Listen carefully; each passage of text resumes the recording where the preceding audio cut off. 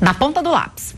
Essa expressão foi usada para batizar um projeto muito importante do Tribunal de Contas de Minas Gerais, o que vai zelar pela aplicação de recursos públicos na educação e a sua qualidade.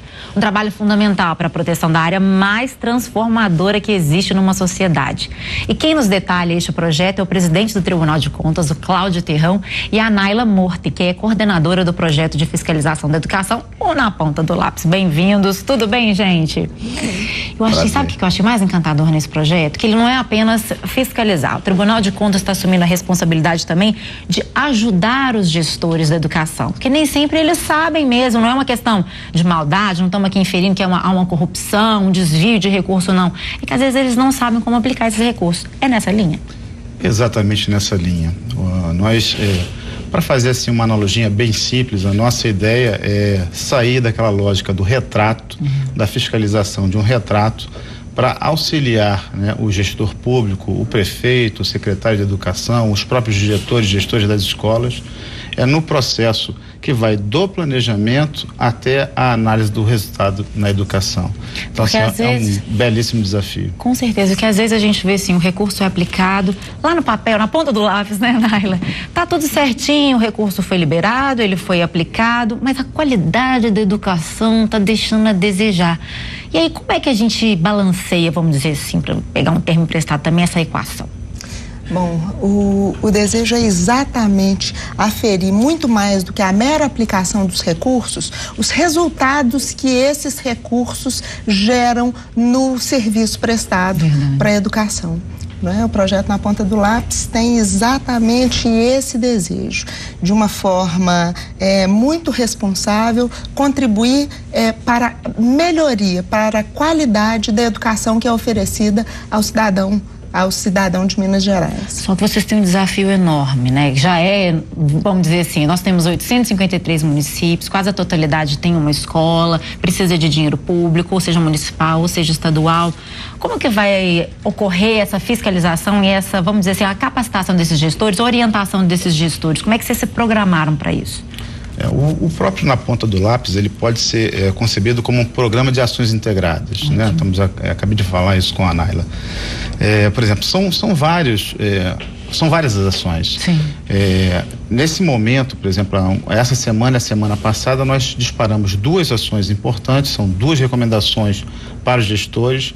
A primeira é chamando a atenção dos gestores para que eles se preocupem, por exemplo, com a questão do planejamento orçamentário, para fazer a adequação do planejamento orçamentário dele com o Plano Nacional de Educação, com o Plano Municipal de Educação. Sim. A preocupação para que eles preencham, por exemplo, o CIOP, que é um sistema importante do Ministério da Educação.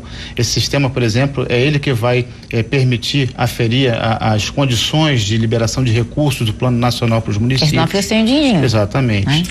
Em um outro momento, já na semana passada, nós fizemos uma nova recomendação alertando os gestores a essa possibilidade de obter recursos junto à União, né, na situação excepcional de faltar recurso no município, para que eles possam atingir realmente aquilo que foi planejado, ou seja, para que eles possam executar uma política de educação de qualidade e conseguir realizar as metas estabelecidas nos planos, tanto nacional de educação como no municipal de educação. É igual pai e mãe, a gente primeiro alerta para depois punir se não ficar contento, né? Isso, é um processo de educação, exatamente. Isso. Nesse primeiro momento nós estamos alertando, porque como você falou, bem alertou no início, muitas vezes é falta de conhecimento. Não é? Então nós estamos alertando, olha, existe essa possibilidade e mais do que isso, estamos também ensinando aqueles que não sabem como obter o recurso a trilhar esse aspecto formal. Ótimo, porque realmente é um processo muitas vezes burocrático, extremamente formal. Então nós estamos também, de alguma forma, através da pedagogia, ensinando esses gestores a obter esses recursos. Porque alguns se desesperam, né, Cláudio? Falam, meu Deus, mas eu não sei lidar com esse negócio de gráfico e preencher formulários, entra em pânico e acaba não fazendo, ficando sem o recurso. Né? Ou seja, esse projeto é um projeto de fiscalização, eu diria, compartilhada. É um grande pacto entre controle e gestores para que nós possamos ter realmente uma política de educação efetiva. Nário, quando a gente fala gestores, com quem a gente está falando? Com o diretor da escola, com o prefeito? Como é que funciona a Secretaria de Educação? Na realidade, nós estamos falando com todos esses atores que impactam a ação educativa como um todo. Então, nós estamos falando do prefeito, nós estamos falando do secretário de Educação, das equipes técnicas, do diretor, dos professores, dos pais e da dos comunidade, alunos, né? da comunidade escolar como um todo. Não é? Então, na ponta do lápis, ele prevê uma série de ações, não é, para dar cumprimento ao PNE, não é, que é uma lei do ano de 2014. Que a gente está sofrendo para cumprir, né? Isso, que estamos sofrendo. E se nós não arregaçarmos as mangas e trabalharmos juntos, nós não a cumpriremos. Com certeza. Então, esse Plano Nacional de Educação, ele se desdobra no Estado, se desdobra no município. No Estado, nós estamos ainda em fase de aprovação da lei, ou seja, a lei ainda não está aprovada em âmbito estadual, mas nós temos dos 853 municípios, apenas 2 municípios que ainda não têm as leis aprovadas, e estamos trabalhando também nesse sentido e dando ciência aos gestores de quais serão, não é, as ações de fiscalização, qual é o foco da ação do tribunal, não é, nessa gestão do Dr. Cláudio desse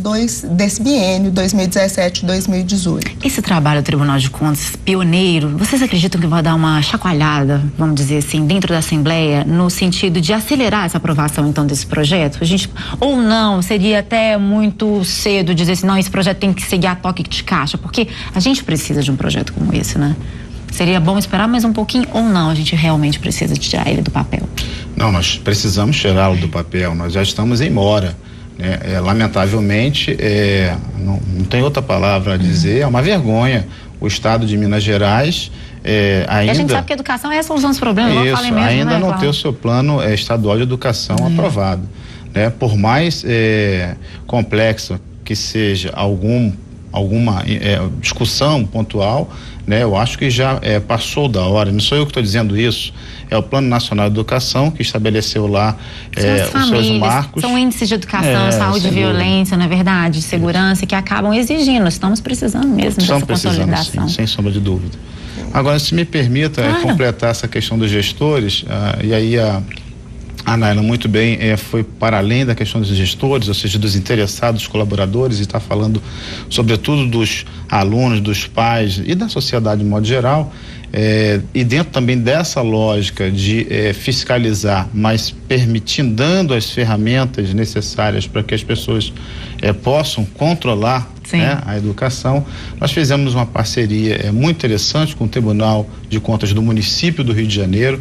Eles tinham lá uma metodologia que eles utilizavam de gestão, né? Nós trouxemos essa metodologia para cá, um sistema, estamos fazendo adaptações nesse sistema e através de apps, ou seja, de uma app específica, nós vamos permitir que a sociedade, mas especialmente os alunos, os professores, que acompanhem. A gente estava falando no último bloco, né, gente? A gente precisa da sociedade acompanhando ali mesmo, é a responsabilidade nossa. Isso. Então, a pessoa pode ir lá, por exemplo, para se ter uma ideia do nível que esse sistema, né, essa app vai permitir de controle, ela pode, por exemplo, clicar na infraestrutura da escola, tirar uma foto do ambiente que ela está, por exemplo, ali reclamando, rachadura, vazamento, tudo isso é planificado. Então, tá vazamento na pia, entupimento, né, telha que não está bem colocada, enfim, tudo isso.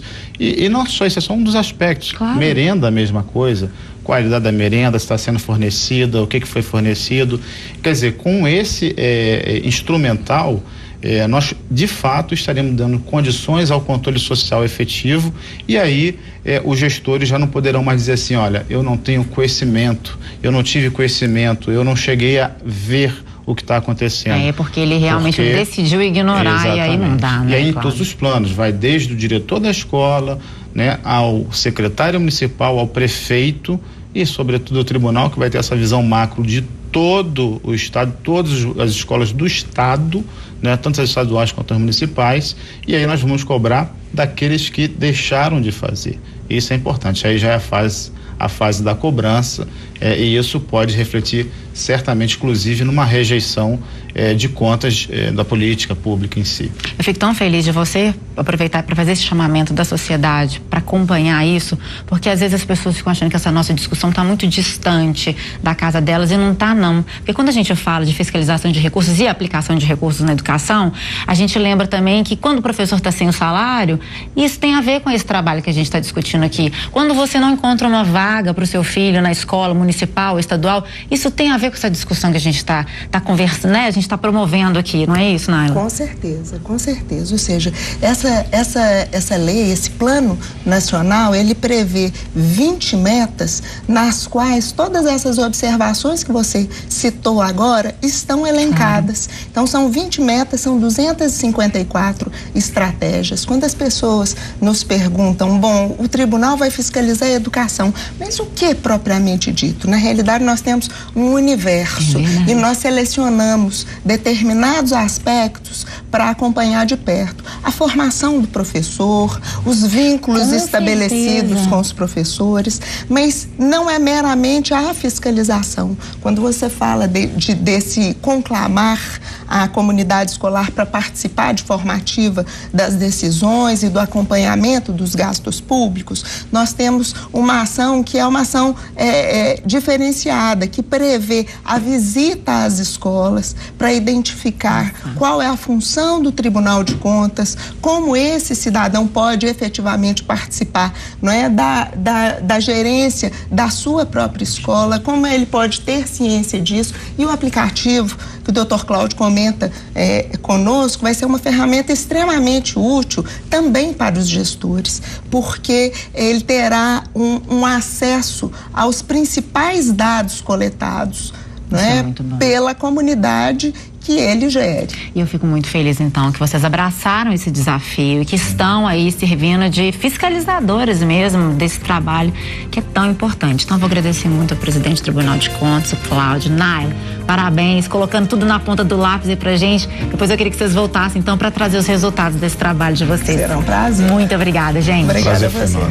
O Opinião Minas de hoje, então, tá ficando por aí. Muitas dicas para você colocar em prática aí hoje, hein? Até o próximo programa.